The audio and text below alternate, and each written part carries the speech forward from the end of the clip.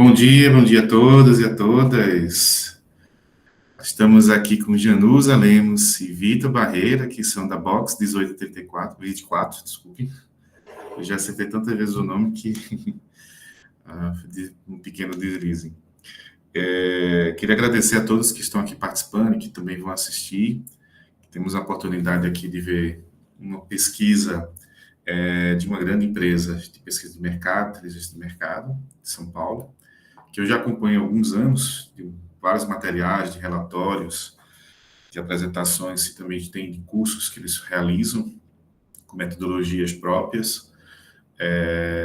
E fiquei muito feliz com o aceite do convite deles, para que os estudantes de ciências do consumo, docentes, entre outros estudantes, profissionais, pesquisadores, aqui de Recife, Pernambuco, possam acompanhar e conhecer um pouco mais do trabalho deles e a gente possa aí criar novas conexões.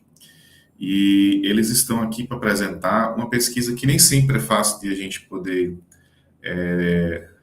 conhecer um pouco do trabalho, porque muitas das pesquisas são sigilosas, a gente pode explicar depois um pouco disso, mas tem uma que ficou muito famosa, que aí eles vão falar um pouquinho sobre essa trajetória, que foi da...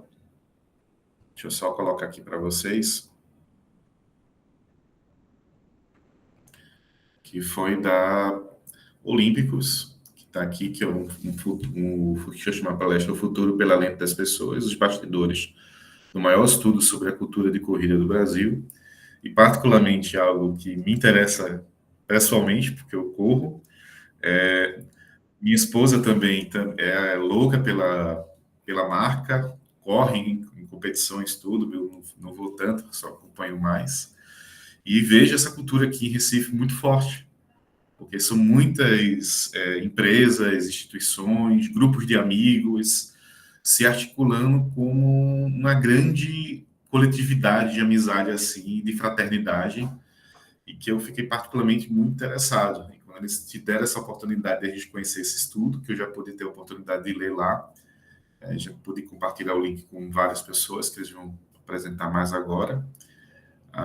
Eu fiquei muito feliz. Então, não vou, obviamente, soltar nenhum spoiler, porque também não participei da pesquisa, mas, embora tenha lido, e vou deixar o Vitor e a Junuza se apresentarem melhor, para vocês conhecerem um pouco mais sobre eles, sobre a Box 1824, por que o nome do Box 1824, que é bem interessante, e, obviamente, sobre o estudo.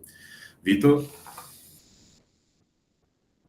Bom, muito obrigado pela introdução. Gente, bom dia. Eu estou aqui em nome da Box, junto com a Jean, para apresentar e falar um pouco sobre o nosso trabalho. Eu já vou puxar aqui a tela para começar a falar, daí, enquanto isso, Jean, se você quiser dar uma palavrinha, também dá um oi, fica à vontade. Boa. Gente, prazer para nós estarmos aqui.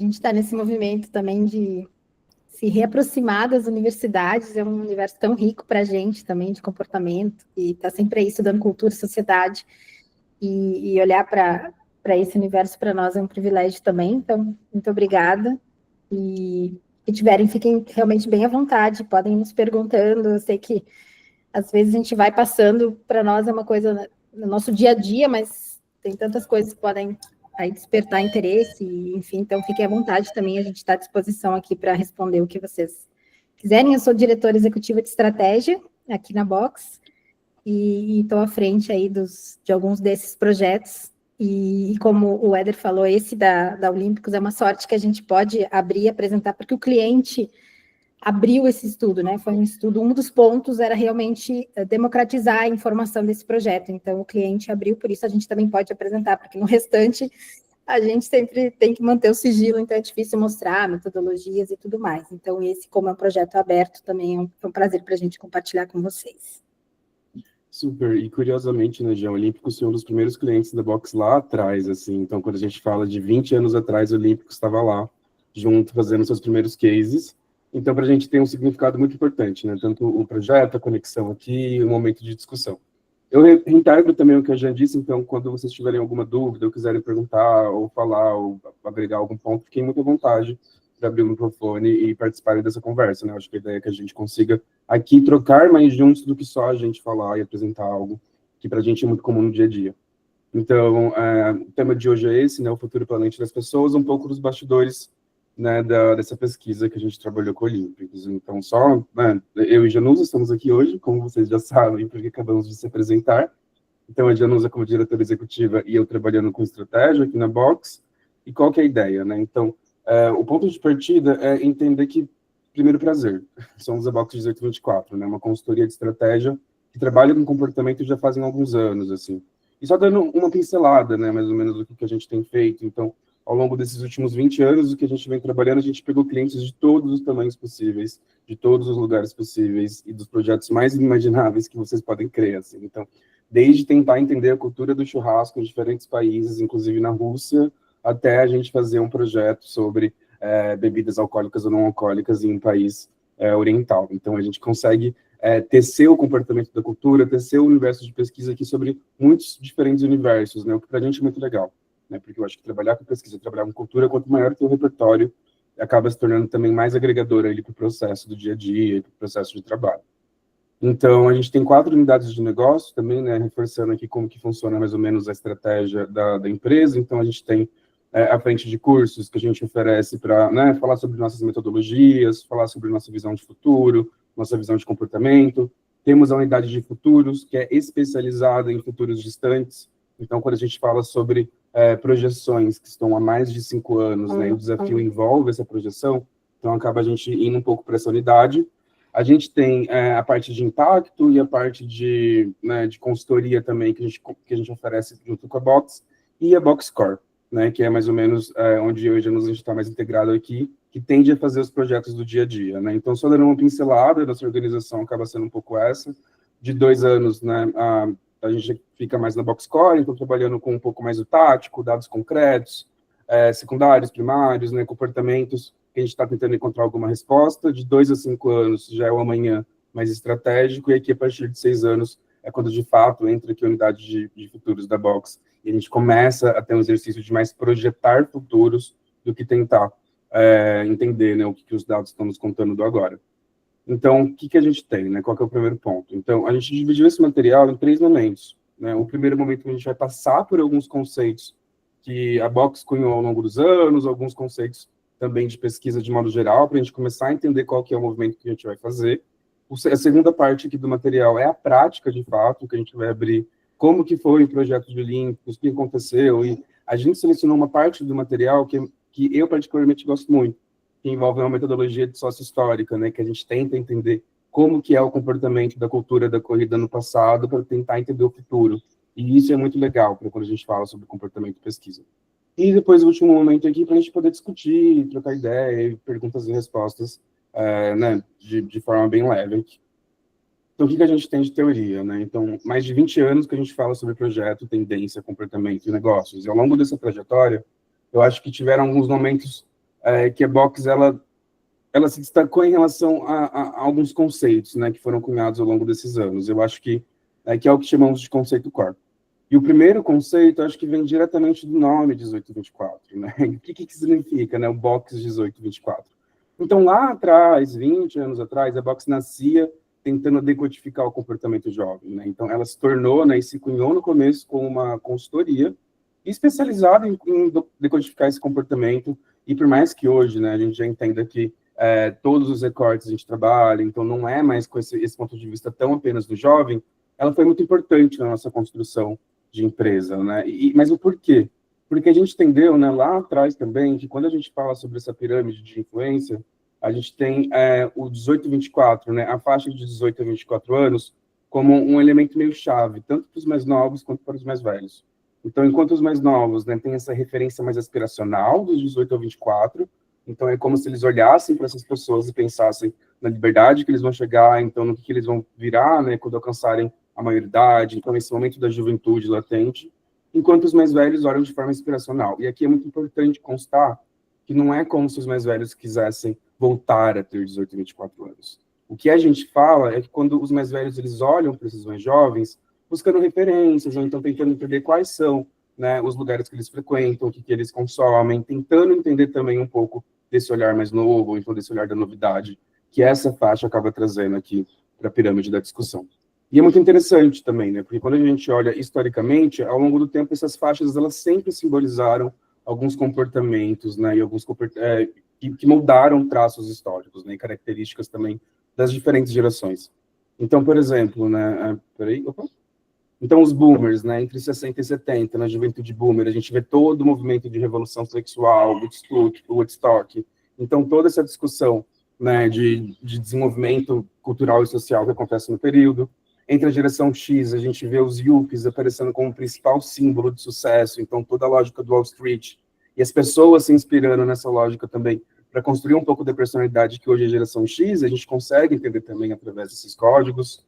Entre os millennials, a gente começa a ver toda a problematização de pautas, e pautas que se discutiam na época, né, entre os anos 2000, e se discutem até hoje em relação a crises climáticas, diversidade, trabalho, tipos de trabalho, tanto que a gente tem, né, toda essa máxima de que o millennial é a geração burnout, a gente começa a entender também que faz sentido quando a gente olha também em retroativo, né, nesse período da juventude millennial. E a geração Z, né, que aqui durante e pós a pandemia foram pioneiras em experiências multidigitais, multivirtuais. Então, toda a lógica de você passar né, um pouco do final da geração Z e o começo da outra geração, mas de você passar momentos da juventude, né, momentos da adolescência, que foram muito importantes para a gente, dentro da pandemia, né, reclusos, então, no ambiente digital, também ajuda a moldar esse comportamento. E também ajuda a gente entender o comportamento como um todo.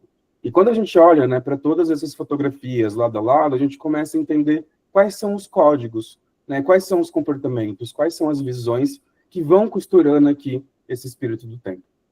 E quando a gente fala espírito do tempo, nada mais é do que esse conjunto de comportamentos, esse conjunto de códigos, de cultura, ou então de relevâncias sociais, né, e pessoais que tem em determinado período, que ajudam a traduzir o que se passava naquele momento. Né? E isso é muito importante para quem quer estudar tendência ou quem quer estudar comportamento. Conseguir ter essa sensibilidade de captar esses sinais, tentar traduzir esses códigos e conseguir, através disso, tecer, né, ou então entender o que está por trás, eu acho que é um dos pilares fundamentais, assim, para o nosso trabalho. Eu acho que trabalho cultural como um todo, assim, conseguir ter essa sensibilidade, né, de olhar para isso. E um outro ponto, né, que também foi muito importante, assim, ao longo da trajetória da Box, foi o próprio conceito de rede de influência, né? Então, o conceito de cadeia de influência que nasce junto à Box lá atrás, nos anos 2000 e alguma coisa, 2000 bolinho, eu nem lembro com certeza que ano que foi, mas que também é um conceito que foi muito importante para a gente, que é a ideia de que, ao invés de olhar para o consumidor, né, ao invés de olhar para as pessoas apenas com perfil sociodemográfico, né, então quem que é essa pessoa, mas também tentar entender diferentes cadeias de influência das pessoas dentro do que a gente chamou lá atrás de cadeia de influência, né, que seriam os alfas, os betas e o mainstream. O que a gente quer dizer? Então, o alfa, né, dentro dessa lógica, é quem tem o poder de criação. Então, são as pessoas que têm grandes conhecimentos sobre diferentes assuntos, né, em diferentes temas, só que em temas específicos também, né, porque qual que é a lógica? No período que a gente começou a falar sobre cadeia de influência, tinha muita ideia do trend setting, né, então era a pessoa que ela era responsável por definir a tendência em diferentes universos. Mas a cadeia de influência, que é exatamente essa pirâmide que a gente está discutindo, ela convida a gente a entender que existem diferentes universos e pessoas de interesses diferentes também. Então, não é que a mesma pessoa ela é trend setting em muitos assuntos diferentes, mas que essa pessoa ela pode ser um alfa, que é uma pessoa que está muito envolvida com o assunto, com o universo, e ela cria dentro daquele assunto, e cria dentro daquele universo, e se torna referência dentro daquele universo, que é, né, consumido pelos betas, que são as pessoas que têm o maior interesse, né, que não são criadores naquele determinado assunto, né, então, é quem primeiro sabe das coisas, né? Então, sabe aquela pessoa que sabe de tudo sobre moda, sobre comida, ou então sobre qualquer assunto que ela goste, e que você sempre pergunta para ela a opinião dela, ou pede uma referência dela? Essa pessoa é beta nesse assunto. E ela consome dos alfas, né, que produzem e disseminam para o mainstream, né, que quem tem o poder de consumo. Então, isso nos ajuda a organizar o consumo de uma forma muito menos, né, plastificada, assim, e flat, e muito mais sobre quem influencia quem, né, nessa lógica. E com o tempo, a gente também foi entendendo, né, até devido aos grandes movimentos de cadeia de rede, então é um movimento da gente estar mais conectado e a sociedade mais organizada em rede, que talvez a cadeia de influência não faça mais tanto sentido e a rede de influência emerge, então, com uma evolução desse conceito. Então, ao invés de entender, né, que é sempre do alfa para o mainstream, e talvez tenham linhas que são muito horizontais, é tentar entender como que é esse movimento do alfa, do beta e do mainstream numa rede onde todos estão conectados, né? Então, ao mesmo tempo que você é alfa, você também é beta. Então, ao mesmo tempo que você é mainstream sobre algum assunto, você também pode ser beta em outro assunto. Então, o que eu gosto de pensar, né, sempre quando eu penso nesse conceito, é que todo mundo é beta em alguma coisa. Todo mundo tem um interesse muito genuíno por alguma coisa e poderia ficar falando sobre esse assunto durante 3 horas e teria um olhar crítico sobre essa coisa, teria uma visão crítica e conseguiria trazer essa informação à mesa de forma muito fácil, porque é de um interesse genuíno. Então, isso qualifica uma pessoa como beta, né? E aqui, a gente trouxe até um exemplo, né? Então, vamos pensar, talvez, no universo musical. Então, a gente tem a figura do alfa. Quem seria esse alfa? Então, é uma pessoa que produz. Uma pessoa que ela é um produtor independente de música, que mora no interior de uma cidade, no estado de São Paulo, e tem pouquíssimos habitantes, mas ele produz no quarto dele, ele coloca no SoundCloud, ele coloca no YouTube, e ele tem poucos ouvintes mensais. Só que ele faz um ótimo trabalho, porque essa pessoa, ela está tão por dentro desse universo, que não só ela faz um ótimo trabalho, como ela inova dentro desse universo. Porém, nem sempre essa pessoa que está fazendo esse trabalho, que está conseguindo cunhar esses novos conceitos desse universo, no nosso contexto seria da produção musical, por exemplo, ela vai conseguir traduzir tudo isso para o mainstream, porque às vezes tem uma barreira entre o novo e o que as pessoas consideram que elas gostam ou não. Daí entra a figura do nosso beta, que neste caso poderia ser tanto essa pessoa que ela gosta tanto de música, que o passatempo dela é tentar ouvir só quem tem menos de 10 mil ouvintes no Spotify, por exemplo. Ou então ela está tão obcecada em conhecer o novo que ela não vai para o mainstream, ela está sempre buscando esses produtores, buscando essas pessoas que estão, né, fazendo coisas diferentes, e ela pode ou não, né, passar isso para as pessoas. Então, ou ela é a pessoa que vai te passar uma playlist, que vai te mandar uma playlist quando você pedir uma música, ou ela pode, em algum momento, ser um DJ que talvez vai tocar essa música em algum lugar e as pessoas vão conhecer, ou ela pode, enfim, X questões aqui, né, X contextos que ela pode contribuir para disseminar o trabalho dessa pessoa entre mais pessoas. Então, ela exerce o papel de beta. E, por fim, a gente tem a figura do mainstream, que é quando todo mundo tem um processo a isso, né? Então, o beta ele já conseguiu disseminar esse novo entre as pessoas. E por que é muito importante entender essas 3 esferas aqui do comportamento da influência? Porque no nosso trabalho, né, no nosso dia a dia, grande parte dos projetos, a gente está conversando ou com beta ou com alfa. Também conversamos com mainstream, né, principalmente em painéis quantitativos, mas na maior parte das vezes a gente fala com essas 2 figuras, né? Então, quando a gente quer conhecer um novo, quando a gente quer mergulhar em algum universo, eu acho que essa que é um pouco a graça da pesquisa, né, de entender o comportamento do consumidor, o comportamento das pessoas, que é mergulhar de fato e se entender de fato ali dentro. Então, quando a gente consegue se conectar com essas pessoas, é quando a gente sente que está mais perto, né, e quando a gente consegue ter mais segurança também para construir o material, para construir o relatório, para chegar nos insights, enfim, né, e tecer aqui a narrativa que a gente constrói. Então, isso é um conceito muito importante para a Box lá atrás, e hoje em dia, inclusive, é muito disseminado no mercado, tem nomes diferentes, jeitos diferentes, mas é uma coisa que a Box trouxe, né, nessa guinada alguns anos atrás. E também tem um outro conceito que esse aqui, para mim, eu acho que é um dos mais fundamentais, né? Vamos pensar. Então, se a gente quer conversar com o beta, a pessoa que é muito por dentro de um assunto, é muito importante que você, enquanto entrevistador, consiga se conectar com os interesses dessa pessoa de forma quase como genuína, né? Consiga entender e junto à conversa, junto à entrevista, mergulhar com essa pessoa. Porque o que acontece, né? Quando você vai entrevistar alguém, tudo bem que tudo é trabalho, né? Então, você tem que estar ali, tem que estar envolvido de qualquer jeito, mas existem entrevistas e entrevistas. E tem as entrevistas que você se conecta e que você quase não segue o roteiro, mas você sabe os grandes pontos que você quer chegar e você consegue, até mesmo através do silêncio da pessoa ou através da referência que ela citou e você conecta com uma outra referência que você também tem, cria ali um conceito de identidade muito forte. E é nesse conceito de identidade que nasce empatia, que nasce uma profundidade analítica naquele assunto. Que é muito diferente quando, por exemplo, você tem que fazer uma entrevista de uma pessoa com um universo completamente diferente que o seu, ou então acredita em coisas completamente diferentes de você, e claro, com uma pessoa que está moderando, seja um grupo, seja uma entrevista individual, você tem que estar, né, naquele papel de entrevistador e conversar com a pessoa, né, e deixar tudo isso de lado. Mas quando tem uma similaridade ali, é muito mais gostoso, né, é muito mais fácil a conversa fluir. E é quando surge esse conceito do entrevistador igual ao entrevistado, né, que é justamente quando a gente consegue se conectar de modo quase visceral com as pessoas, e sempre se questionando, né? Então, vamos pensar, vai chegar um trabalho de corrida, tá com a Olímpicos, né? Então, a gente vai ter que fazer X entrevistas, X campos e X coisas a se fazerem, né? Quem gosta de corrida aqui dentro, né? Quem que é a pessoa que se conecta com o tema? Quem que, para a pessoa, será mais fácil, né, construir esse roteiro, dialogar sobre esse assunto? Então, ir fazendo essas costuras é muito importante também, quando a gente fala sobre cultura e sobre comportamento.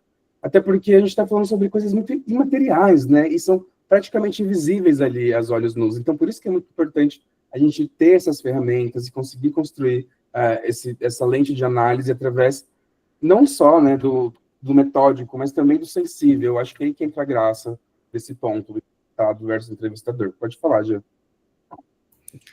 Tem um caso para contar que é histórico na Vox, que é verdadeiro, mas que reforçou esse conceito, mas ele já tem muitos anos, que estava rolando um projeto com jovens, eu não sei, assim, isso realmente faz uns 20 anos, foi bem no início.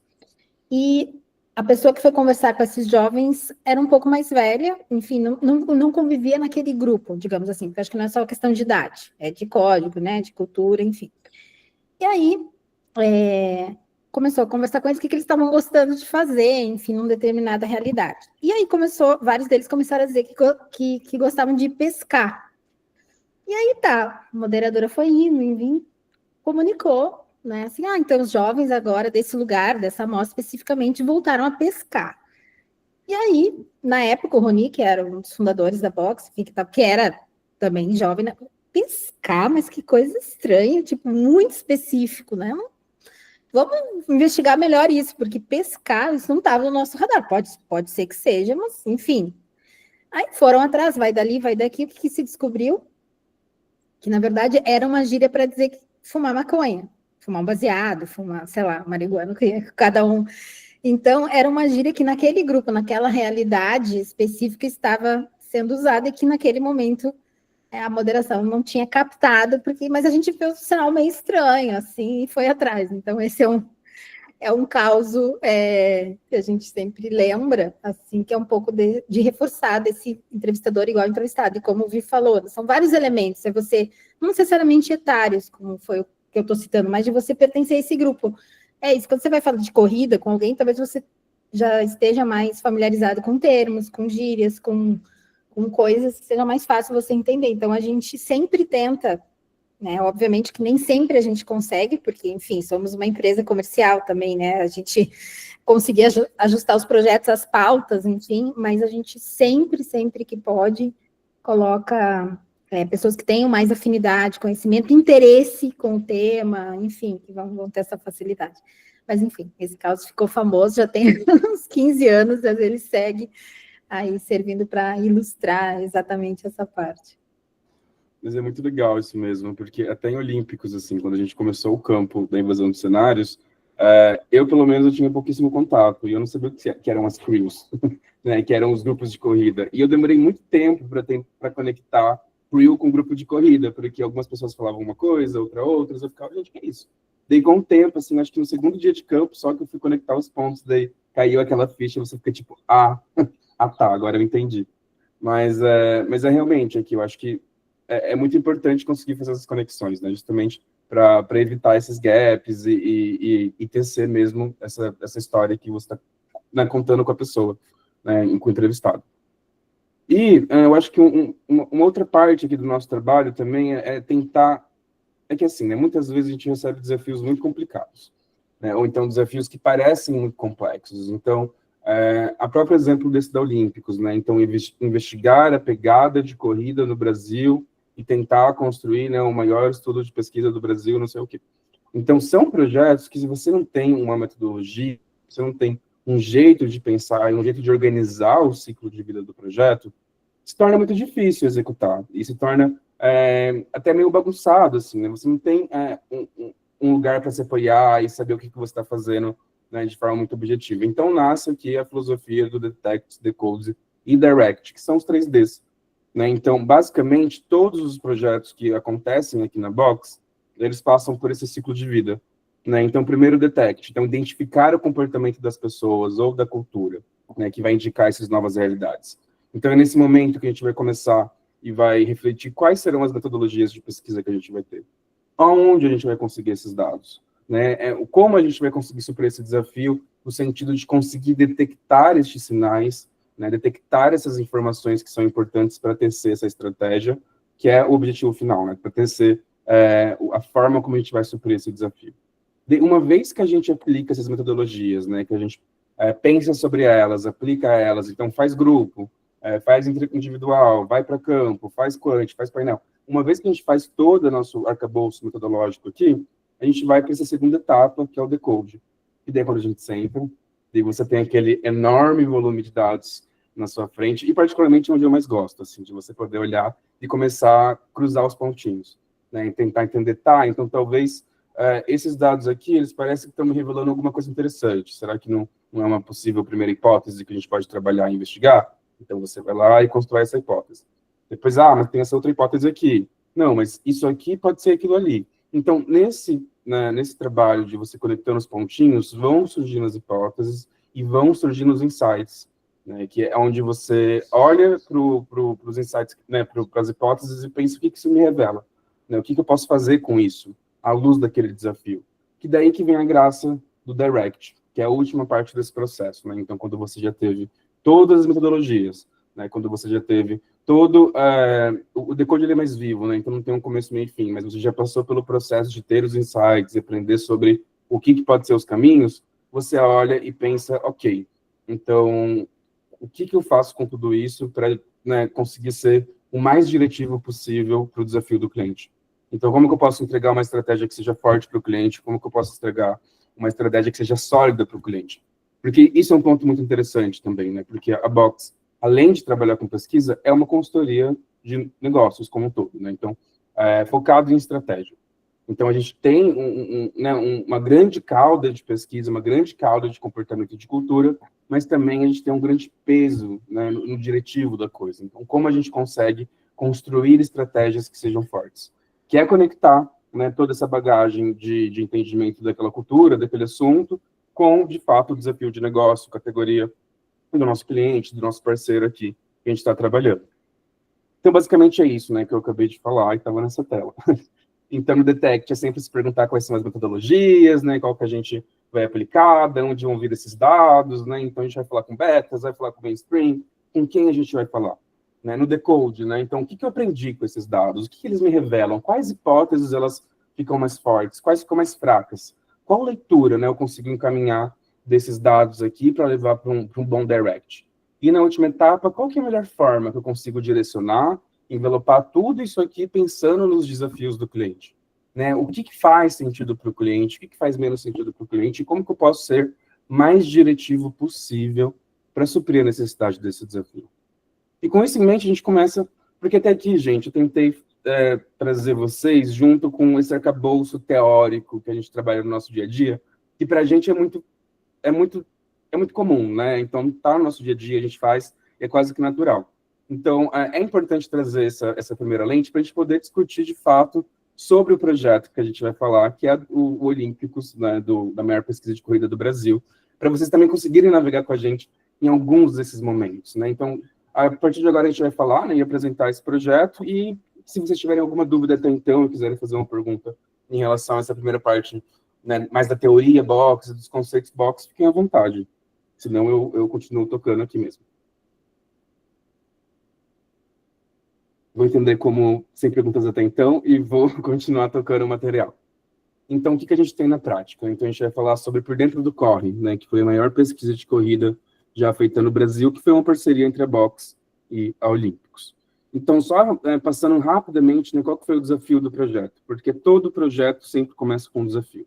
Então, é muito difícil, né, você pensar em estratégia, pensar em pesquisa, pensar em comportamento, se você não tiver um ponto de partida, né, que pode ser um briefing, mas aqui a gente tenta concatenar nesse desafio que vai nos ajudar a direcionar nossos passo a passo, né? Então, explorar a pegada de cultura de corrida no Brasil, capturar um retrato contemporâneo da modalidade e mapear novas oportunidades para a marca que fazia 50 anos.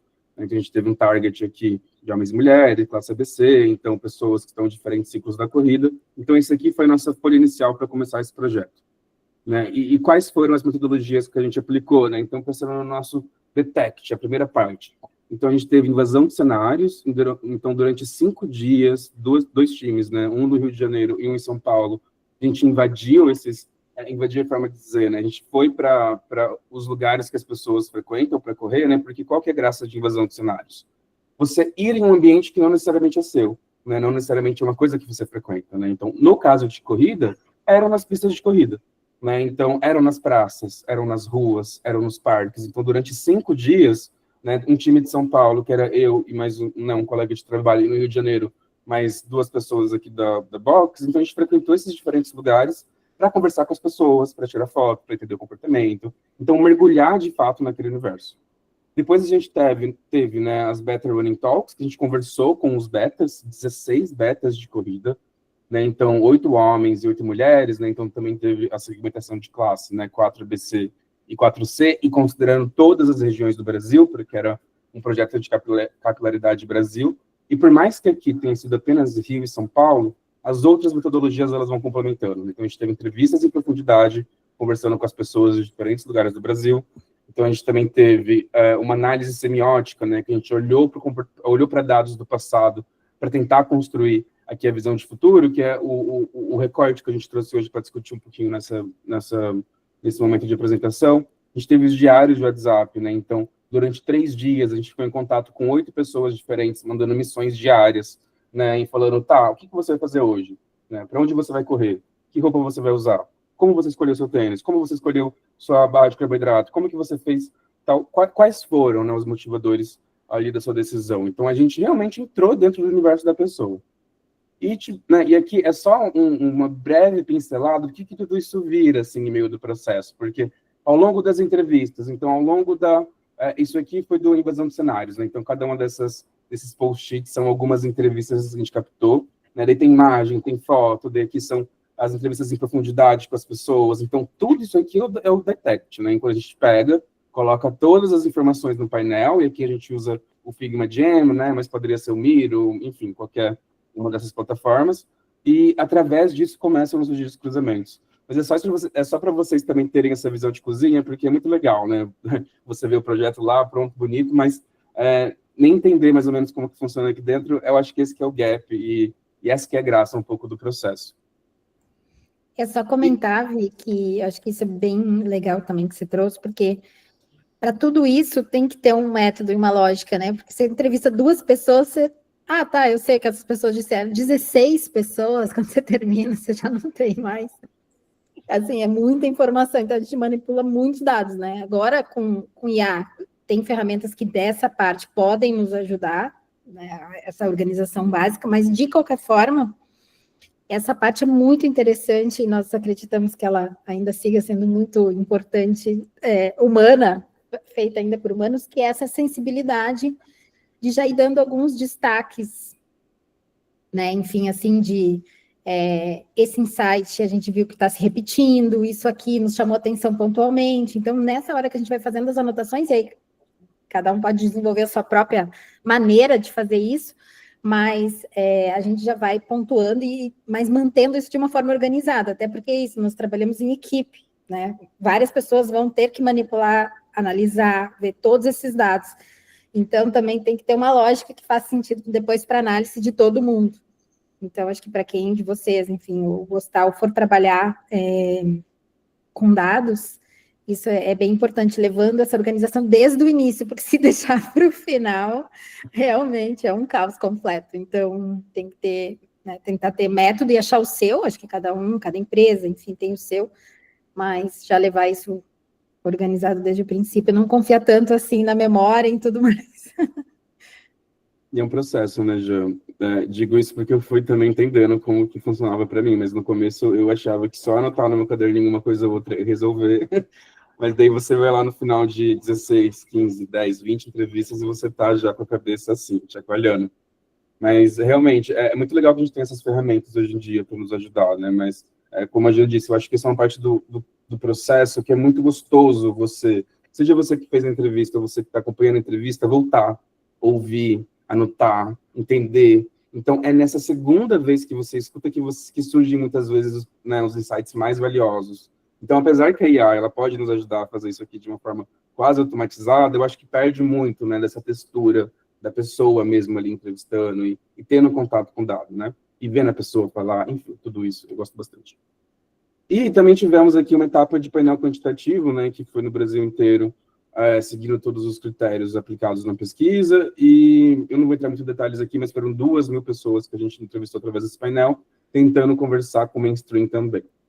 E, então, qual que é o ponto que a gente vai trazer aqui hoje, né, que é a primeira parte desse material? Que é, de fato, a evolução da corrida no Brasil, né? Então, como que a gente entende de onde a corrida veio e para onde a corrida vai. E antes da gente poder falar sobre o futuro e falar sobre o que é mais de emergente na corrida, a gente tem que dar um passo para trás e a gente tem que olhar para o passado, que é o que a gente, que não é uma metodologia só da Box, né? Então é um conceito que já existe, mas que a gente usa bastante, que é o R, D e o E. O que é o R, o D e o E? Então o R é o residual, então é um período da história, né? Um período do espaço-tempo, onde, embora não tenham sido formadas grandes ideias ali no passado sobre aquele contexto, esses códigos, eles não estão mais tão ativos no presente, né? Eles vão meio que se perdendo, assim, mas eles foram muito importantes lá atrás, para entender o começo daquele universo, ou então como esse universo se fez e se cunhou. E o dominante, que são os elementos que na cultura hoje, né, forçam a maior parte do pensamento, mas também estão em decadência e estão se transformando em novos códigos, e o emergente, né, que tem a ver com o novo, tem a ver o que está por vir, o que está começando a se desenhar dentro do dominante. Eu sei que é meio abstrato olhar para essa tela, apenas ela isolada, mas para dar um pouco mais de contexto, nada mais é do que tentar reconstruir o que aconteceu no passado. Então, vamos pensar sobre qualquer assunto que você possa imaginar.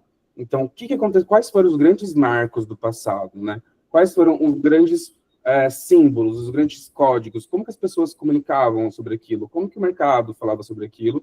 Você organiza isso quase como numa linha do tempo e você entende essa trajetória da mudança, né? Você entende o que aconteceu, para onde foi, e você tem sinais do que pode acontecer no futuro. Então, isso te dá uma base muito sólida para você... porque quando a gente fala sobre emergente, sobre o futuro, não é um exercício de adivinhação, por mais que às vezes pareça, mas sim um exercício de fato, cruzar os dados que você tem. Então, a gente tem essa lógica que entendeu ontem para falar sobre o futuro, e a partir disso a gente constrói a nossa história, né? Então, não sei por que as cores estão assim, mas tudo bem, é um estilo específico. Então, qual que é o primeiro marco do nosso RD, né? Pensando no que foi no passado, no residual, que era a ideia da corrida de atleta, né? Então, o que significava a corrida entre os anos 70 e os anos 2000? Então, a gente entende que a ideia da corrida, o acesso que as pessoas tinham da corrida, isso foi interessante, né? Que a gente aprendeu isso muito em dados de campo. Quando a gente ia ali para, né, os lugares, conversava com as assessorias, conversava com os coaches, falava sobre a visão de corrida que eles tinham há 20, 30, 40 anos atrás, era a ideia do que eles viam na TV, né? Então, o acesso da corrida era muito distante.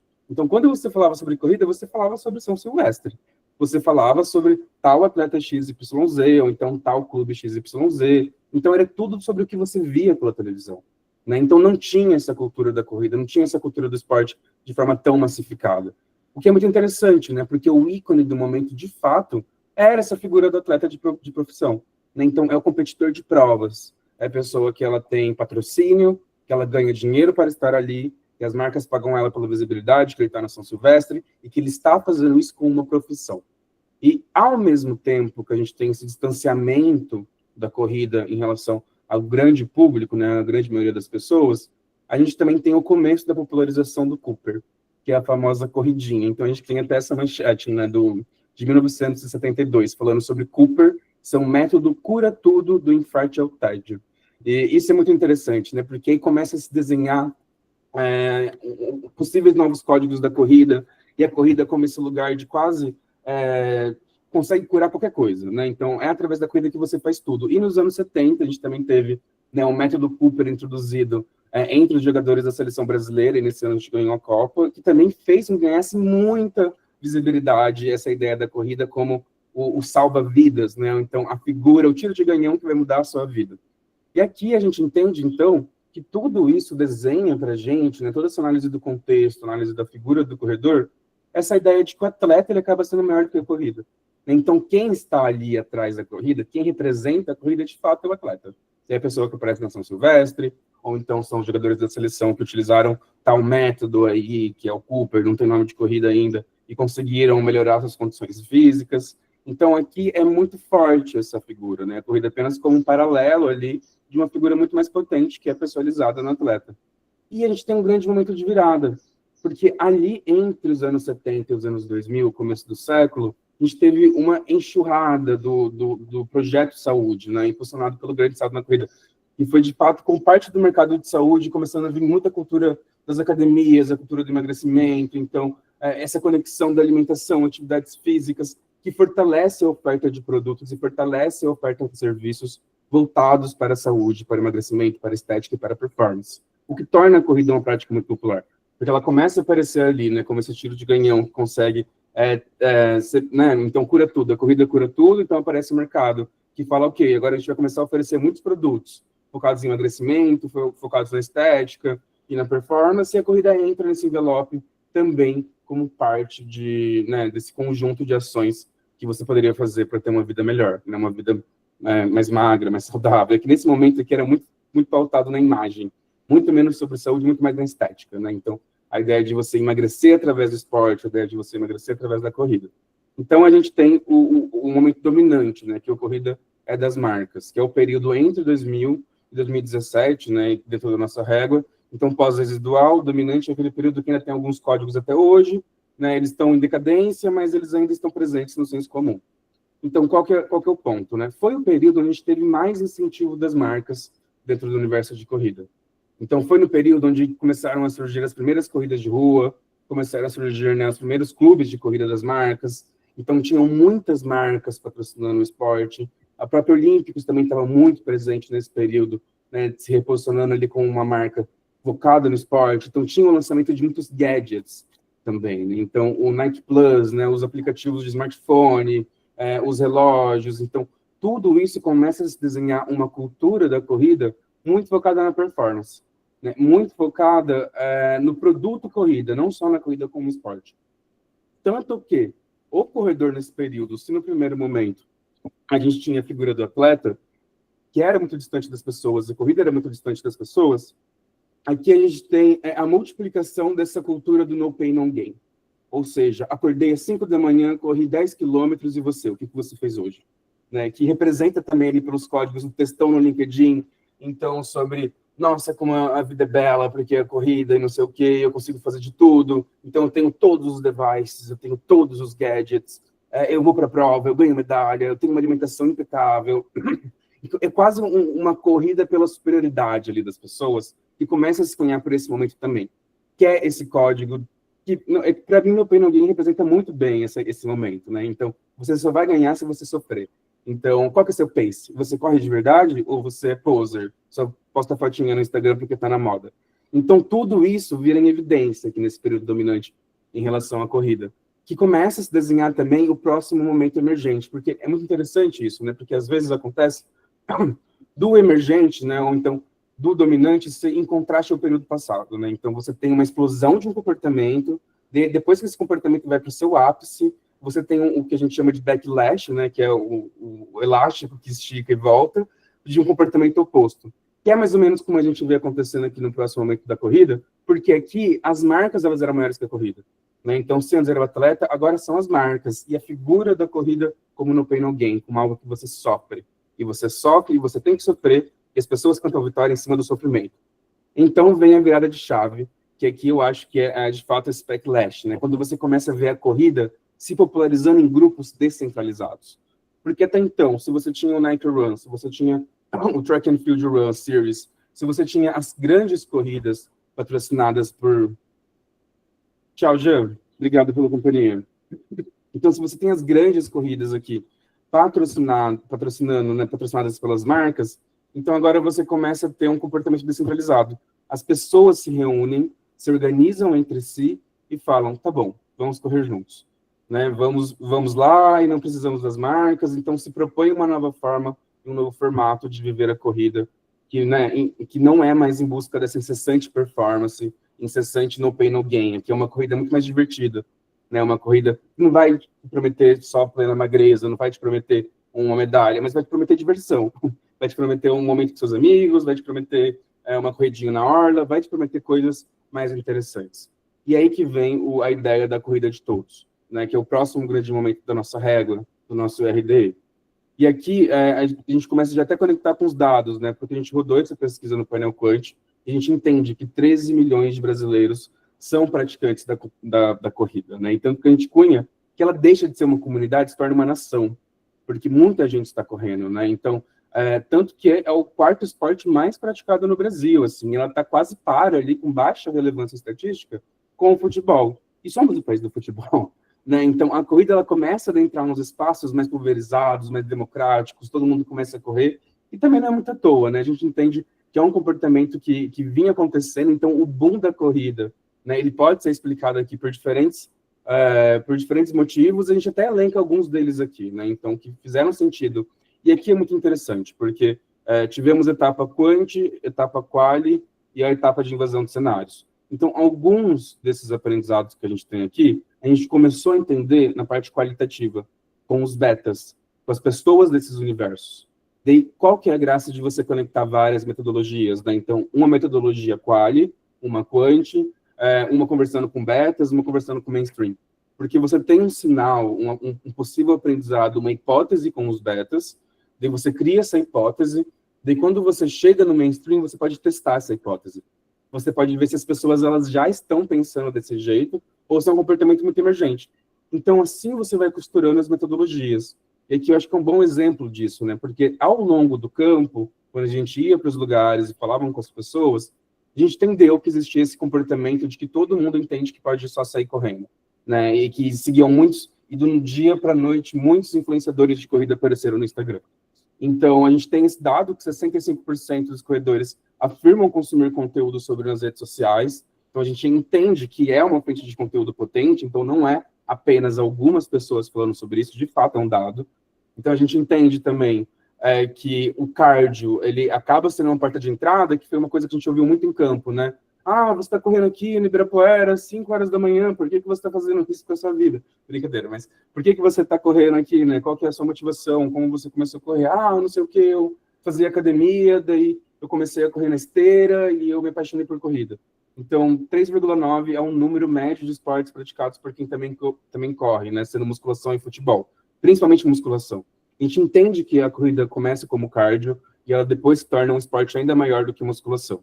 Depois também teve o efeito lockdown, né? Então as pessoas também falaram muito que durante a pandemia começaram a correr no quarteirão para não ficar doido, então não conseguia, né, ficar o tempo inteiro em casa e tinham que correr e sair para os lugares para conseguir se manter bem. E também toda essa cultura que a gente chamou do coolness da saúde, né? Que é a saúde integral, de olhar para a sua saúde.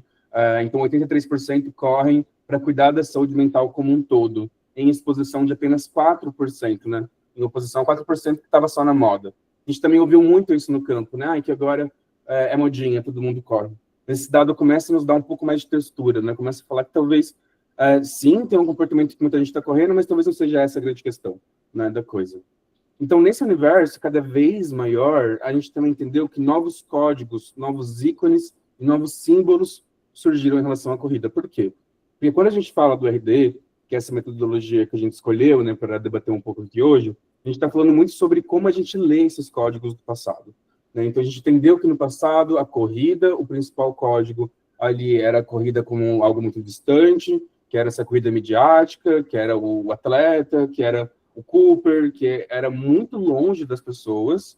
Depois a gente entende, no período dominante, que a corrida ela está mais próxima das pessoas, mas quem está entre a pessoa e a corrida é a marca, colocando muito dinheiro no mercado, investindo muito na cultura do emagrecimento, na cultura do circuito de corrida e todo esse estilo de vida no pain no gain. E agora a gente tem os novos códigos, que são os códigos emergentes. E aqui a gente conseguiu entender 4 territórios desses códigos que nos ajudaram a entender, né, qual que seria esse terreno mais emergente. O primeiro, o que a gente chamou de carinhosamente de foda-se o pace, que é menos sobre eu querer uma performance, bater meu recorde pessoal, e mais sobre eu querer me divertir, eu querer estar com os meus amigos, eu querer estar com as pessoas que eu gosto, e querer poder... Eu não sei quantos daqui já tiveram experiência de correr em grupos de corrida, né? Eu corri por causa desse projeto, que a gente, né, corri ali algumas semanas com o grupo para tentar entender. E, gente, realmente, assim, é uma energia que eu não sei de onde vem, porque eu não sou uma pessoa que corre no dia a dia. Mas quando você está ali com as pessoas, você está se divertindo, então todo mundo curtindo juntos, você sente dá para sentir no ar essa textura, sabe? Cara, ninguém tá aqui para performance, a gente tá aqui para se divertir. E é muito legal, né? E ficou muito claro pra gente nesse código. Então, corrida, solo e autoconhecimento, a gente descobriu em campo que muita gente corre quando tá com a cabeça explodindo de pensamento, né? Tipo, nossa, se eu não fazer alguma coisa agora, eu vou, não sei, literalmente explodir. A gente ouviu muito nas entrevistas, ouviu muito isso no campo, e se também confirma um pouco pela pesquisa. A ideia de que as pessoas correm para manter a saúde mental em dia.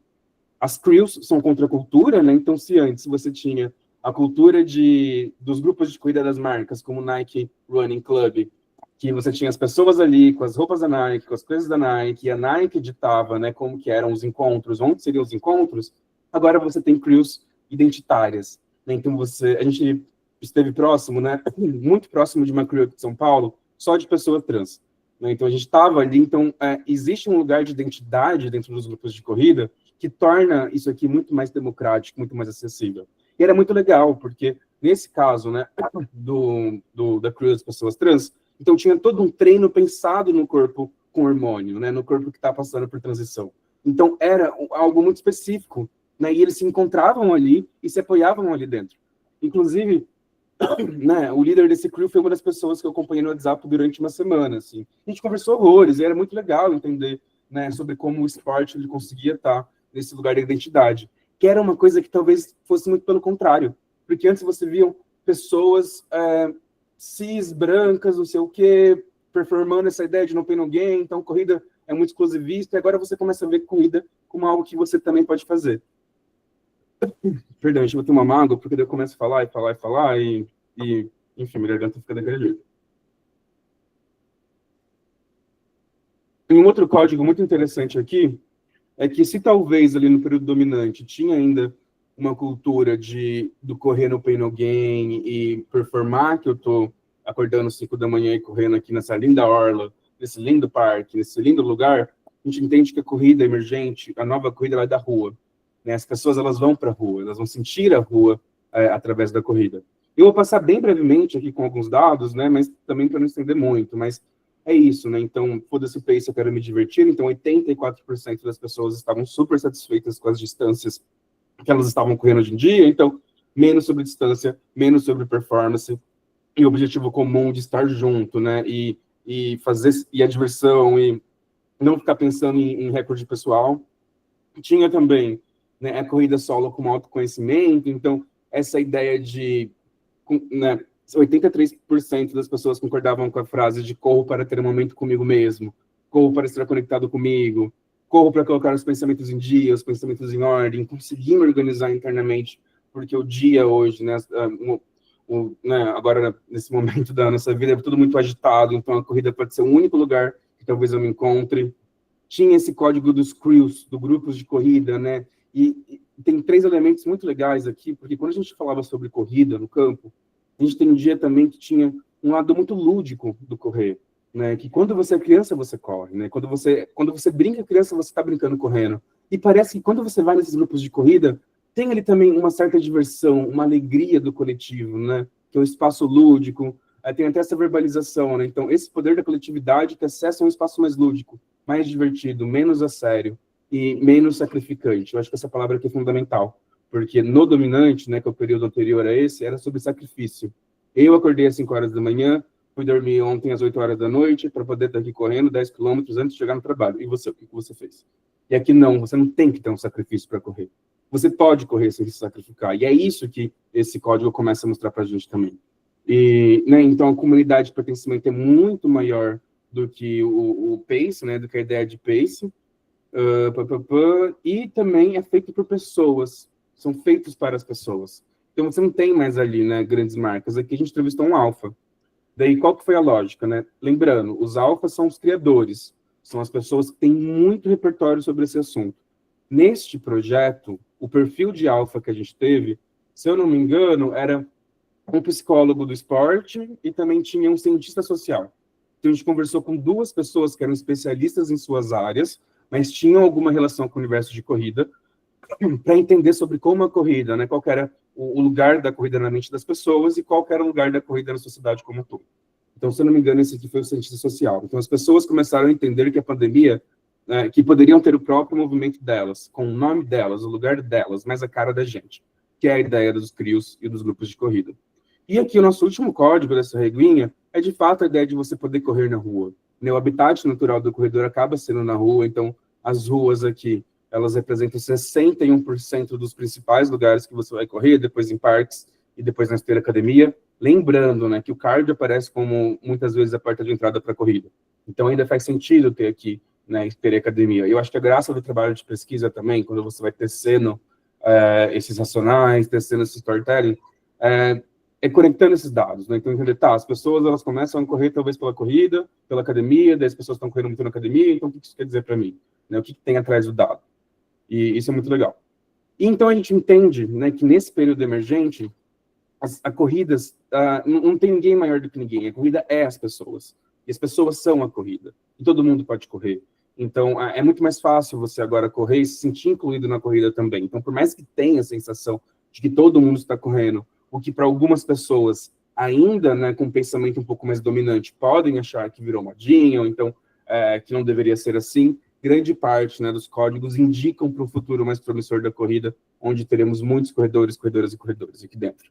Então, e isso é muito legal também, né? Sempre, agora, quando a gente vai trabalhar com projetos longos, sempre fazer uns momentos de recap, porque assim a gente consegue consolidar as ideias.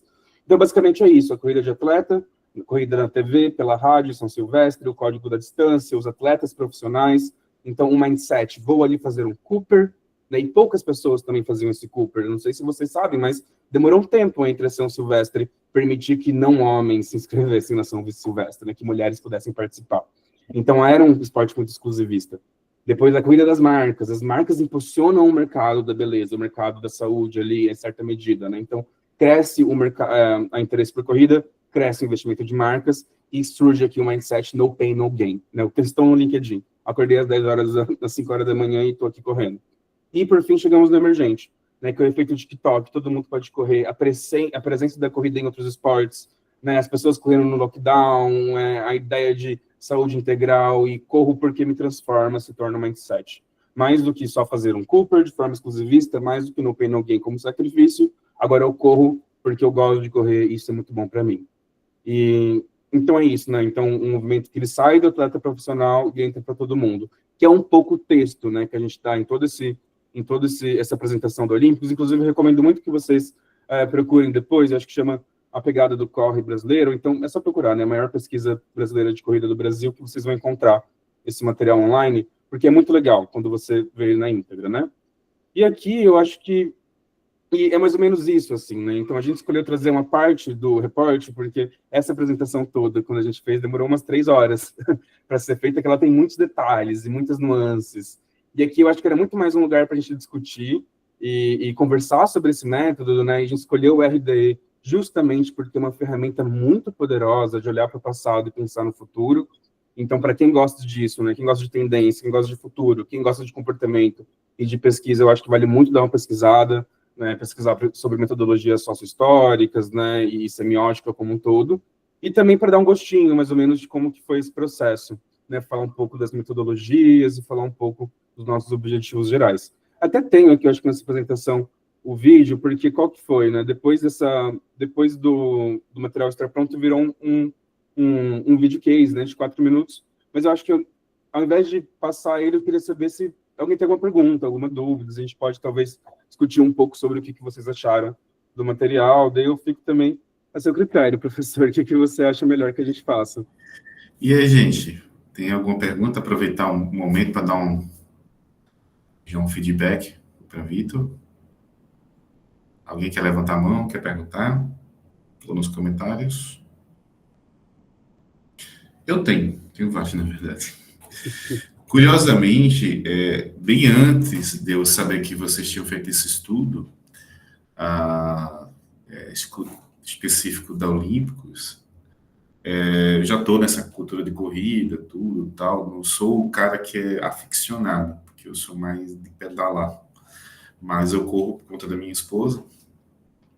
E tinha interesse que algum estudante quisesse pegar para um TCC. Ó, gente, tem a questão das corridas, eu acho fantástico a forma como as pessoas se unem e veem já as respostas com o estudo. E o legal de a gente ver esses estudos é que ele amplifica a possibilidade de novos recortes. E um recorte que eu estava observando quando você fez a comparação com o futebol é o quanto o futebol perde espaço de prática porque as pessoas não têm espaços para isso.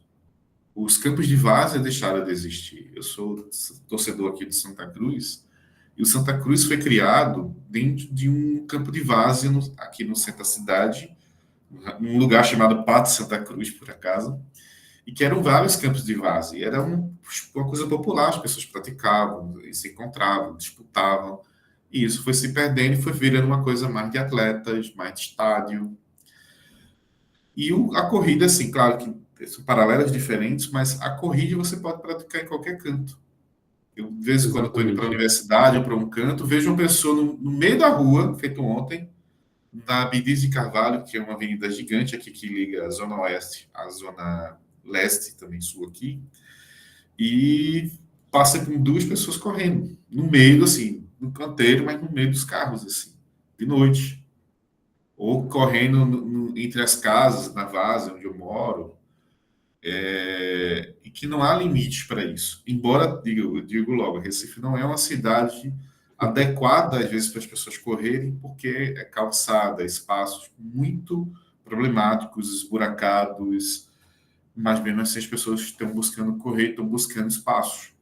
Então, por exemplo, fazer um recorte de estudos sobre a questão urbana, entender a questão das ambiências, seria um caminho também para estudos, porque as pessoas não estão deixando de praticar ou buscam a ideia da tecnologia. Ontem eu estava na banca de TCC que o aluno estava falando sobre tênis falsificados, sobre o consumo de tênis falsificado, mas era interessante perceber como é que as pessoas se identificavam com o tênis, identificação, pertencimento, e principalmente como eles se preocupavam com tecnologia. E sabe que o falsificado não tem tecnologia, mas para quem corre e compra o corre, não Sim. importa, não importa o preço. Para ele, assim, eu quero comprar o melhor.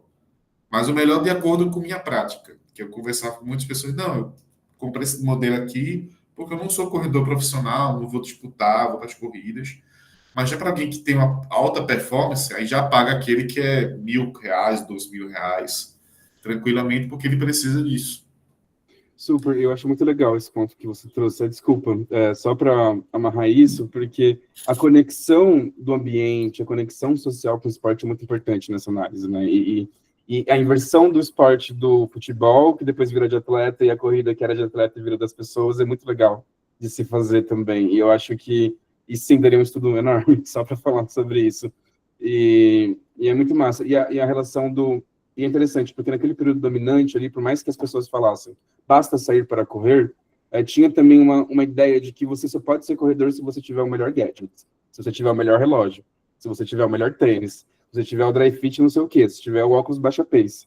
E não é verdade, a gente sabe que não é verdade. Só que em algum momento parece que você acreditou nisso um pouquinho, sabe? E algumas pessoas acreditaram nisso também. Que para mim também é uma tentativa de excluir algumas pessoas do esporte, sabe? Que também é uma tentativa de uma parte das pessoas de excluir outra parte do esporte ali, né, nesse discurso.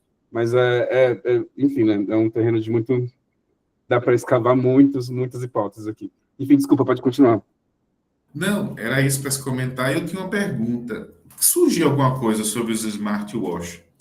Porque eu tenho uma forte curiosidade nisso. Eu tenho um amigo que eu vou até encontrar daqui a pouco aqui, que ele tem uma startup focada nessa questão de compartilhamento de academias, tudo. E ele fala muito disso daqui como um dado de saúde, porque você tem várias Sim, empresas agora que têm as informações de sua saúde. Aquele outro do Strava, ou outros aplicativos que veem teu desempenho, sabe a tua trajetória. Então, tem um banco de dados agora, um Big Data, em saúde e desempenho, muito por causa das corridas. Eu não sei se isso, como é que vocês captaram isso, o que é que as pessoas falam desse, já que você falou dos sim. gadgets, né, de ter óculos, ter tudo. Eu acho interessante isso, porque desde 2007, 2010, entre 2007 e 2008, estão surgindo umas coisas assim, né? Começa a surgir uma tal pulseirinha que faz tal coisa, tal não sei o que que faz alguma outra coisa. Mas ali no começo de 2010, que de fato vem uma massificação. Então a Nike lança um negócio, coloca no tênis e vai medir seu pace. Então tem o boom dos aplicativos com o boom dos celulares. Então o Strava aparece como o principal lugar para encontrar corredores. Tinha um comportamento muito engraçado, que às vezes as pessoas, elas estão correndo, por exemplo, né, aqui em São Paulo tem um Minhocão, que é aquele elevado enorme. Estou correndo no Minhocão de domingo. Vi uma pessoa que eu me interessei, eu vou lá e vejo no Strava a pessoa que estava correndo, porque muito provavelmente ela vai estar lá também. Então, os dados, eles se tornam muito fortes aqui dentro, e eu acho que os dados, eles também ajudam as pessoas a se sentirem mais por dentro do esporte. E, para mim, é um comportamento quase natural, assim, a criação desse Big Data do esporte, porque a gente está nesse momento, né, do cúmulo da saúde, então as gerações mais novas estão bebendo menos, estão sendo mais conscientes, a gente tem feito vários estudos geracionais que têm indicado alguns sinais de que os mais novos estão muito mais responsáveis, sabe, muito mais pensando na estrutura, e muito menos pensando naquela imagem de vou viver o agora. Então, se junta, né, o movimento dos dados, que já vinha acontecendo ali faz um tempo, os dados de forma geral, mais o comportamento da saúde, ali, então faz sentido que essas coisas se cruzem. Mas a leitura que a gente teve, né, nesse campo em específico, nesse projeto, eu acho que ela vinha nesse lugar que, sim, dá para correr sem o seu relógio, dá para correr sem um aplicativo para você acompanhar a sua performance, porém, entretanto, todavia, se você quer melhorar cada vez mais, é muito bom que você tenha alguma coisa, né, em especial um Garmin, né, que todo mundo falava sobre o Garmin, ou então tenha, enfim, alguma coisa para monitorar, porque através daquele dado você consegue, né, acompanhar a sua evolução.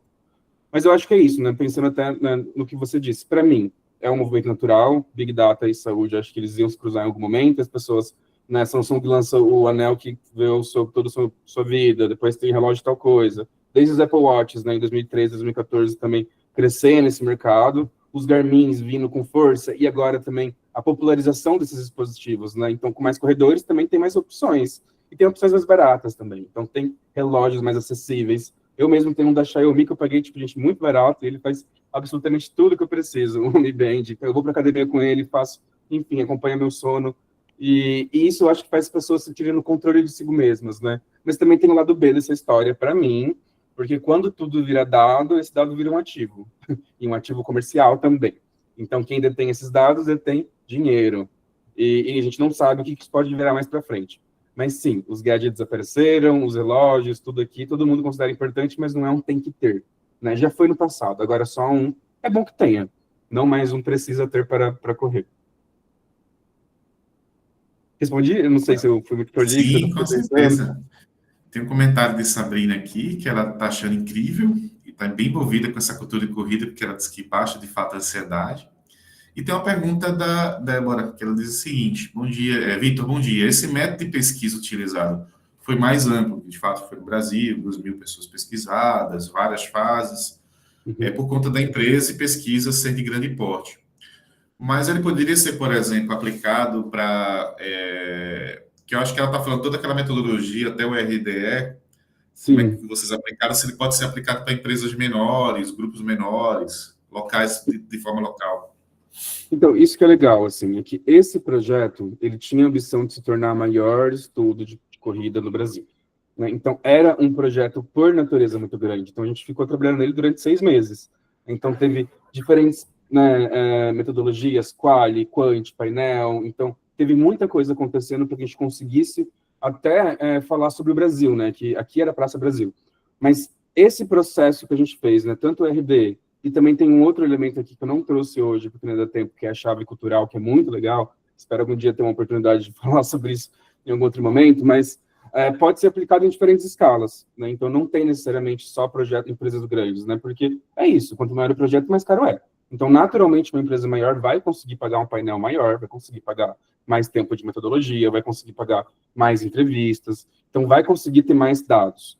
Mas neste caso, né, que é o RD, que inclusive é para mim a minha metodologia, né, favorita de todas, não precisa, né? Ele pode ser aplicado através de, né, a gente fala sobre essa sócio histórica, né, que geralmente aqui na Box a gente contrata uma pessoa historiadora, uma pessoa que tem foco acadêmico, né, em estudar esses elementos do passado, mas já aconteceu muitas vezes da gente mesmo fazer, né, isso. Então, eu até tinha separado, eu acabei não colocando, vou mostrar aqui rapidinho para vocês, mas o RDE, ele tem mais ou menos essa cara, que nada mais é do que você abrir lá, né, abre diferentes fontes, abre diferentes artigos, abre diferentes painéis, abre o arquivo de jornal, de determinado jornal, e vai entendendo como que era o símbolo daquilo no passado, e depois você conecta tudo numa linha, e você aplica, né, as lentes que você quer dar, e você cruza os dados, e você chega no RDE.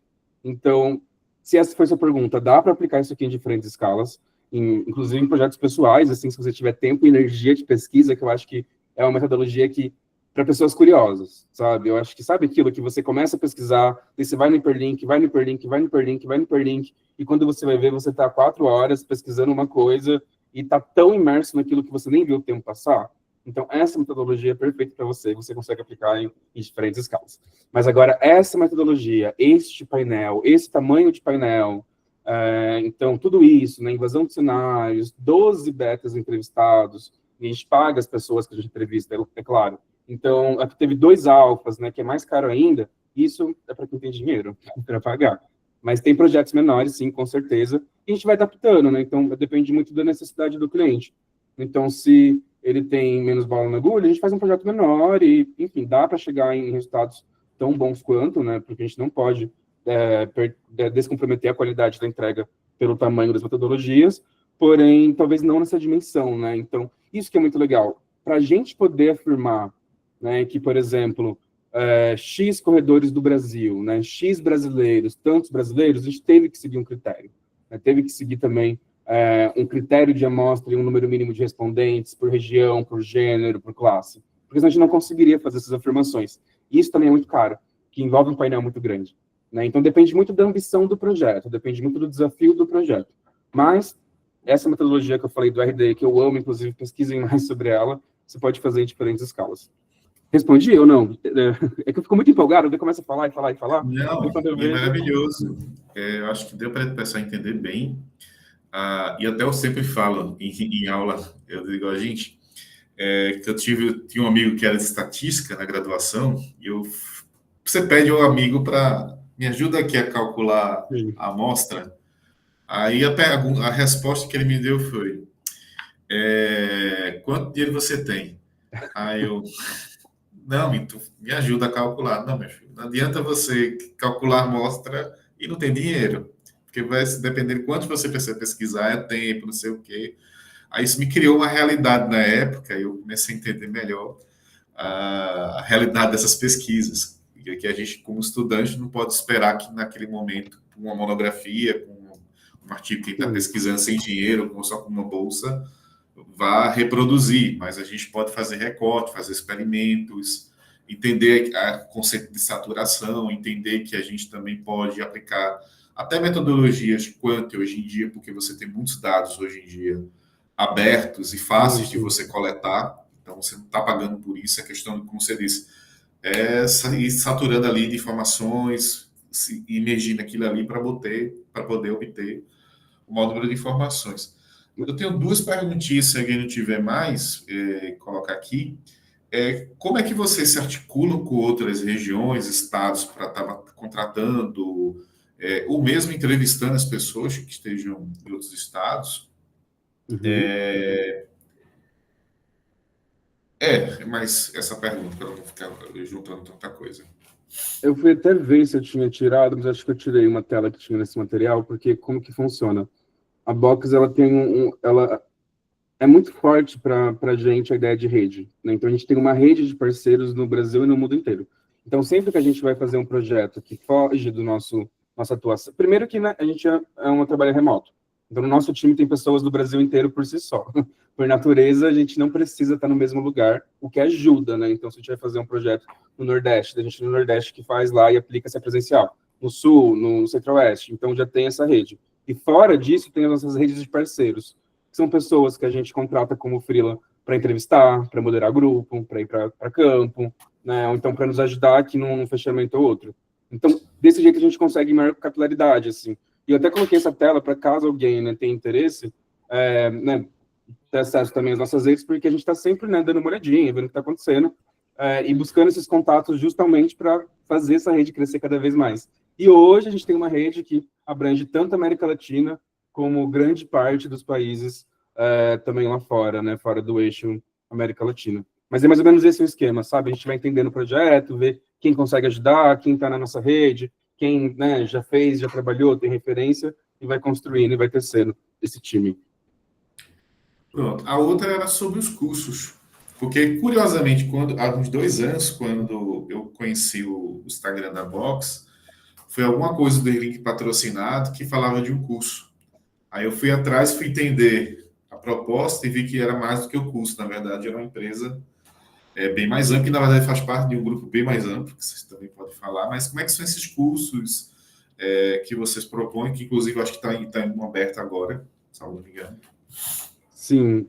Então, os cursos, né, que é a frente de Knowledge, é uma iniciativa relativamente nova, né, faz uns 2 anos, mais ou menos por essa época, eu acho que começa a ter esses cursos, mas a gente tem algumas frentes, né, de curso. Tem os cursos de metodologia, então a gente desce em detalhes. Então, isso que eu passei para vocês é uma pincelada muito superficial para um diálogo de 1h30, mas são cursos de muitas horas, né, então com professores dedicados nisso, com PDFs longuíssimos, mas muito interessantes também, que mostram sobre as metodologias, falam sobre comportamento, falam sobre pesquisa, quando aplica quant, quando aplica quali, como faz cruzamento, como faz decode, como faz direct.